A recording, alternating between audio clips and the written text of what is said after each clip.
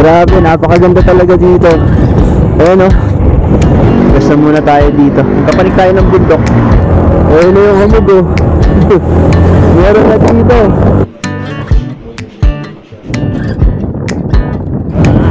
Lamog talaga. Ganda yung mga ano dito, parang mga rolling hills. Dito na kami. Grabe, sobrang lakas pa rin mga asal dito. Grabe, napakaganda oh.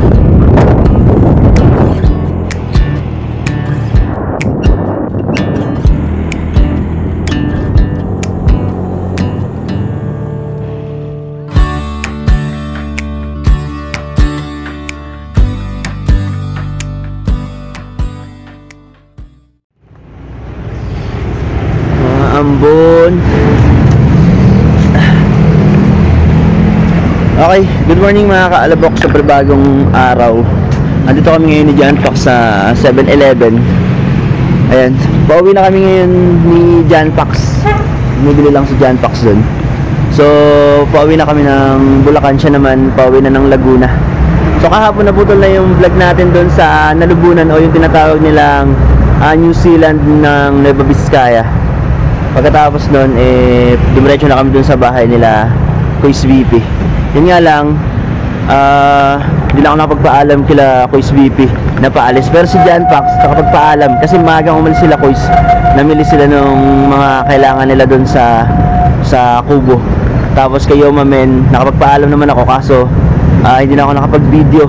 Tapos nandun din sila Direct Gino ngayon, tsaka yung mga kaibigan, hindi na ako nakapag-video dun o nakakuha ng clips paalis.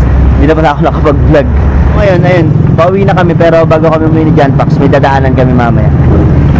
Ano bro? Ano binili mo? Kape. Ito. Tsaka tinapay?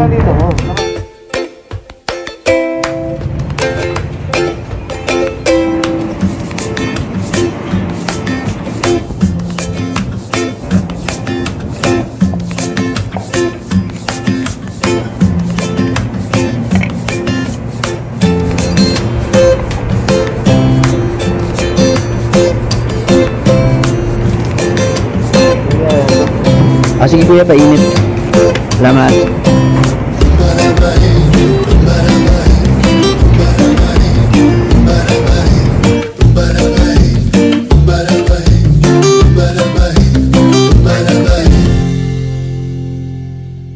Tuloy na kami sa biyahe.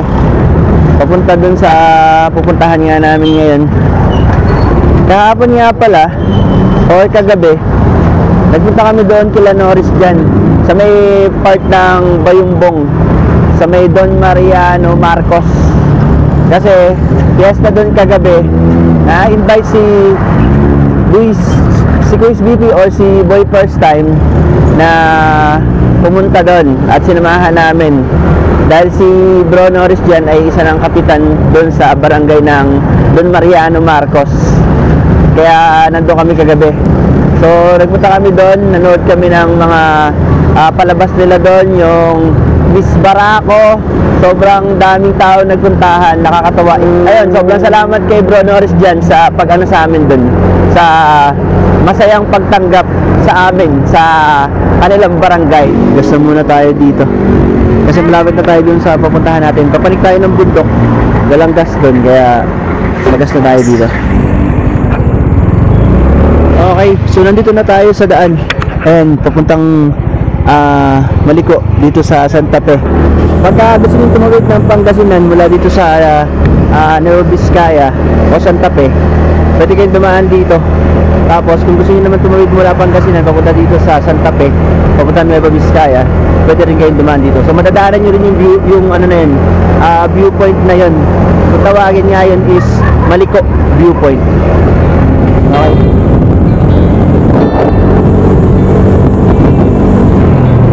Matagal din tayong di nakadaan dito. Ang huling daan natin dito is nung North Loop, yung nakaraang taon pa. Kasama natin si Bro Jawo tsaka yung mga kapatid natin ng House Loopers. Ngayon lang ulit tayo makakadaan dito sa daan na to. Pagpasok nyo naman doon, dire-diretso na to hanggang makalabas kayo ng Pangasinan. Diretso nyo lang yung kalsada. Medyo mahaba nga lang tong daan na to. Ito na, pumapanik na kami ng bundok. Yung 50 minutes na biyahe, mararating natin yung pinaka viewpoint nitong Maliko.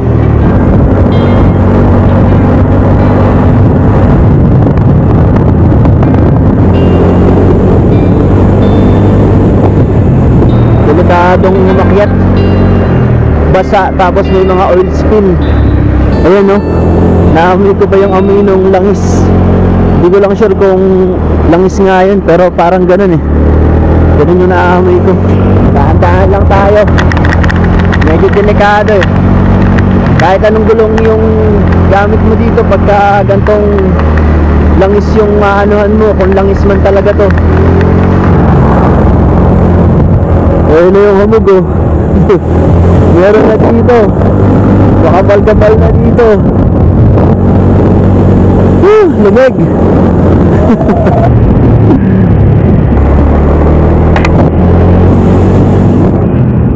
After 10 minutes, tingnan nyo, eto na pala yung papunta ng Imugan Falls. Kaya lang, temporary close sila. Hindi siya mapupuntahan sa ngayon. Ayun oh. Lumig talaga. Woo!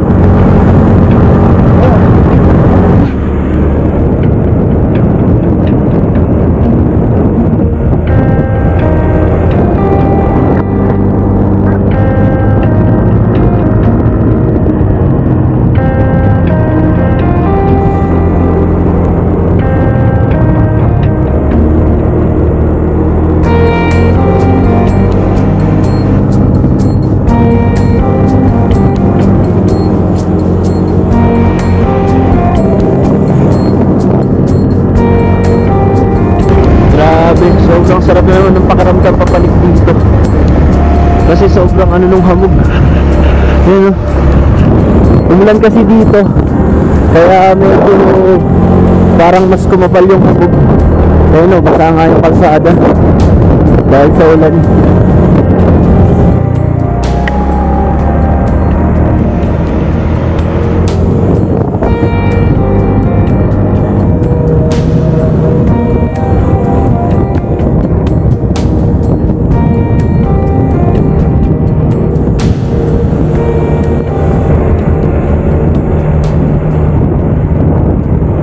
Grabe yung kapal ng pag oh. Mas pakapal ng pakapal yung pag dito sa taas.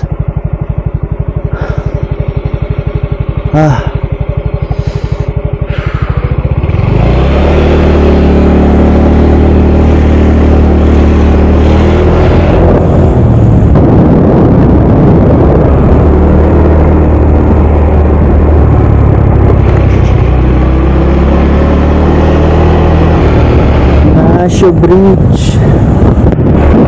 Wala nang ilog. Kala ko may ilog.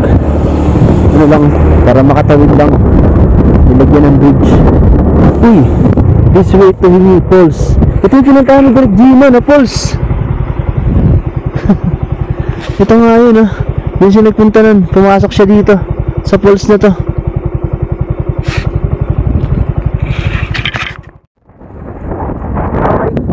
Dito na kami. Grabe, sobrang lakas pa rin yung hangin talaga dito sa taas na to. Nung pumunta kami dito, malakas din talaga yung hangin. Ito yung tinatawag na Maliko viewpoint. Ito, nakita nyo to. Ibig sabihin, nasa Maliko viewpoint na kayo. Pero tingnan nyo yung ano dito. Ito. Ito. Napakaganda, diba? Grabe. Ayun. Sobrang lakas ng hangin, ang bilis ng musad. Tinatangay ng hangin. Ang ganda talaga dito.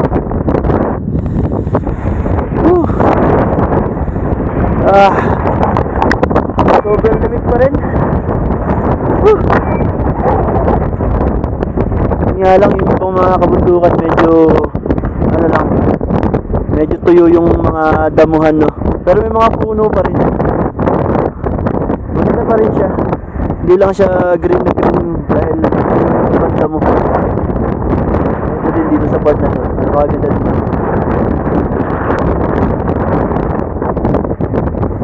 Okay, so magkakabilang muna kami ni John Pax dito. Patanggal lamig. Sobrang lakas ng hangin.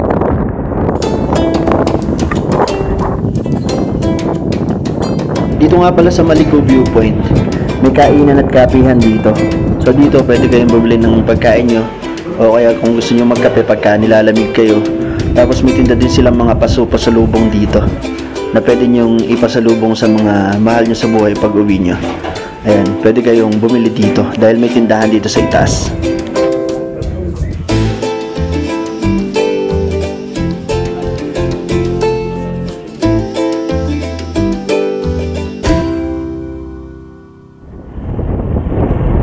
Okay, tuloy na tayo sa biyahe. Grabe, napakaganda talaga dito. Ayan oh. Solid. Ito yung mga kalsadang ginagawa dati. Itong dinadaanan namin ngayon pababa oh. Dati hindi pa ayos dito. Inaayos pa lang to nung pumunta kami dito. Pero ngayon, ayan, maganda na. Mas maayos na yung kalsada dito. Okay ah. Dati yung gilid na to, delikado pa kami dito. Natatakot pa kami dito, baka mahulog kami sa mga side na to. Bangin yan eh. Buti ngayon, okay na. Mas maganda na. Mukhang mas kayang-kaya na to ngayon ng mga ano, mga sasakyan, lalo na yung mga kotse. Ang ganda na ng daan eh. Solid yung ano dito, ganda dito. Kaya kung ako sa inyo, puntahan nyo to pag nagawi kayo dito sa parte ng Nueva Vizcaya o kaya dito sa may parte ng Pangasinan. Pwede nyo itong pasukin yung loob ng Maliko na to. Kabundukan kasi to eh. Ang ganda. Ito yung mga, hindi ko sure kung pine tree to o yung isang kalahi ng pine tree, yung mga puno na to. Mas lumago na sila. Hindi katulad dun dati. Ito ba yun bro? Ah, ito yung tangke. Oo nga no. Kita mo ba? Hindi bro eh, naano ng hangin. Open siya ng 7 a.m. to 5 p.m. Monday to Tuesday close, Wednesday to Sunday siya open. Oo. Eh Monday ngayon, di ba? Oo. O di close siya. Ah. Pero may mga motor no. Pero may mga tao dito sa likod. May mga sasakyan. Ah, pwede rin mag-camping dito. Ano, pasok tayo? Balikan pa tayo. Ano, hindi na tayo makahanap dito ngayon? Next time na lang magkano tayo ng Walang nakalagay eh. Nay, magkano po yung entrance dyan? Pa? O 20 lang pala eh. Lalakit na tayo. Malayo po yung ano? Yung lakarin o ayan lang po? Eh. Sa taas? Ah, opo, yung Maliko po yun sa taas. Ba? Ano? Hindi na natin sisilipin? Ating 20. Ayun, 150 yung ano, day camping. Bata 10. O, bata 10. Next time na lang. Next time na lang. Naman yun. Okay. Meron ding ano yan, meron ding level ng Cordillera na kasama ang Maliko Ah. sa checkpoint. Doon na lang natin daanan Oo, to. para mas maganda. Okay. Okay. So ayun, wala kami dadaan dito. Historical place pala to. Ayun yung pinaka, nakikita ko dito yung picture nung pinaka kanyo na ginamit noong panahon ng gera. Dating place, camping site, and pictorials. Okay. So ayun, next time na lang daw namin to dadaanan ni John Pax kasi sa Cordillera level 2 naman eh madadaanan din namin to. Makikita din namin to sa susunod. Pwedeng, ayun, baka dyan din kami mag-camping nun. Pwede. Diba? Napakaganda ng ano, part na to ng Maliko talaga. Buti nakabalik tayo dito. Nakita natin yung update dito sa ginawang kalsada dito. Ano kaya to? Halos tapos na kaya yung kalsada na to hanggang dun sa ano, sa pagbaba. Medyo mahaba itong ginagawa nun eh. Pero siguro baka tapos na to kasi matagal-tagal na rin eh. Taon na rin yung nakalipas. May 2 taon na ba? O 1 taong mahigit, ganun.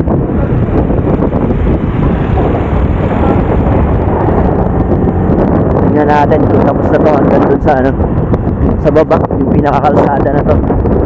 Ayun o, ayun yung daan, diretso hanggang dun. Nagmukha itong ano, parang Besang Pass yung itsura, yung pinakakalsada at saka pinakamakikita nyo sa mga daan dito, yung mga tanawin.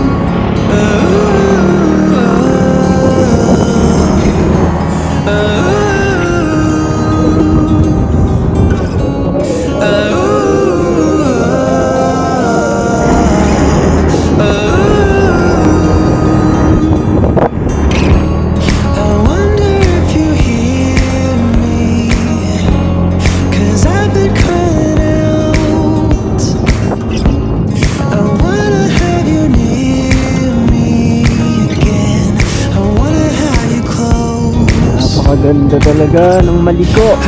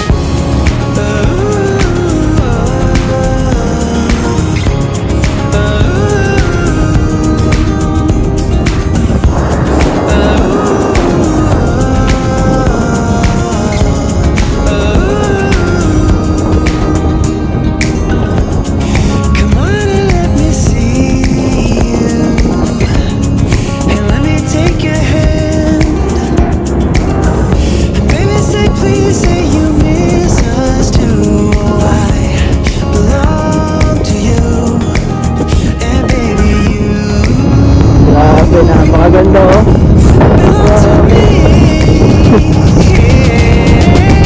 Ganda ng mga kabundukan oh.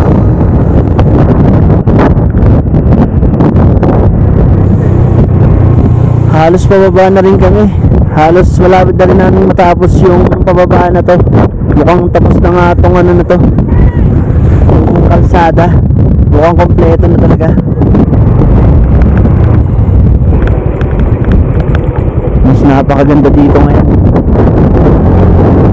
Ito oh. Ay ganda ng mga ano dito, parang mga rolling hills.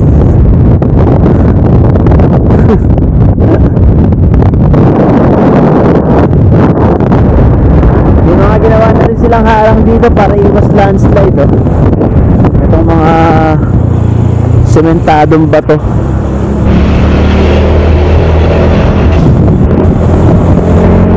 Nagkakaroon pa rin talagang pailan-ilang mga landslide dito. Ayan o. Landslide o sinadya ng bakbakin. Parang ganun. Para makapaglagay sila ng harang dun. Ay hindi, buo na yung harang. Mukhang nasira.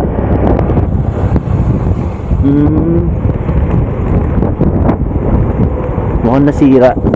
Kaya may mga bumagsak na lupa sa baba.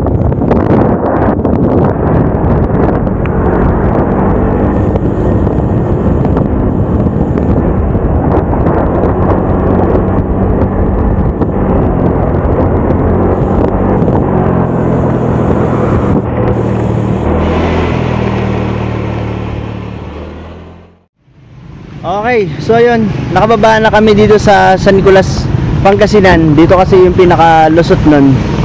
So, yung update dun sa dinaanan natin sa Maliko is kumpleto na talaga yung kalsada. So, wala na siyang dadaan ng mga rough road o mga putikan. So, ayos na. Pwede nang daanan ng mga sasakyan talaga. At maganda na yung lagay ng kalsada dun ngayon. Ayun, so yun. Dito ko na rin siguro tatapusin yung vlog natin. Tapos uwi na rin kami nito. Bali kakain lang muna kami dito ni John Pax. Pagkatapos ito, uwi na kami sa kanya-kanyang mga bahay-bahay. Okay, so yun, sana nag-enjoy kayo sa episode natin na to. At kita-kits ulit tayo sa mga susunod na episode. So yun, ingat kayo palagi. Paalam.